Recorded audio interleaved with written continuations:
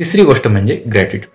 आता ग्रॅटिट्यूड कशासाठी? नक्की पॉझिटिव्ह थिंकिंगमध्ये ग्रॅटिट्यूडचा काय रोल आहे नक्की? ग्रॅटिट्यूड ही अशी गोष्ट आहे की जी फक्त दुसऱ्याच्या वरती कृतज्ञता व्यक्त करायची आपल्याला. तर कृतज्ञता जर व्यक्त करत असाल तर आपल्यामध्ये काय असे बदल होतात?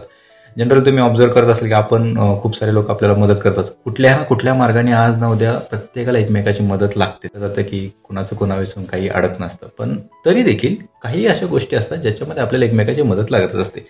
तर ही जी मदत लागत असते ज्यावेळेस इव्हन आपण जे दिवस सकाळपासून संध्याकाळपर्यंत कुठलीही गोष्ट तुम्ही बघा, प्रत्येक गोष्ट आपण मार्केटमधून विकत घेतो, वापरतो आणि ते वापरत जरी असलो तरी देखील ती बनवण्यासाठी काही लोकांनी कष्ट घेतले. डेफिनेटली तुम्ही त्याच्यासाठी पे केलेलं असतं, पण पे जरी केलेलं असलं तरी ग्रॅटिट्यूड करणं हे यासाठी गरजेचं आहे की तुम्ही त्या व्यक्तींप्रती एक आदराची भावना आहे, तुमच्याबद्दल एक त्यांच्यामध्ये आदर आहे, कृतज्ञता व्यक्त करता आणि त्यांना आभार मानता.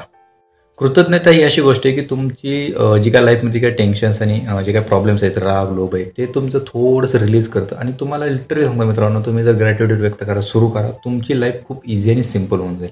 तुम्हाला कुणाविषयी राग येणार नाही. जरी आला तर तो ते काही वेळानंतर निघून जाईल. ग्रॅटिट्यूड व्यक्त केल्यानंतर राग येण्याचं प्रमाण लाईफमधलं खूप कमी होऊन जातं. हे मी स्वतः अनुभवलेलं आहे आणि तुम्हाला देखील तुम्ही अनुभवू शकता. तुम्ही ते सुरू करा.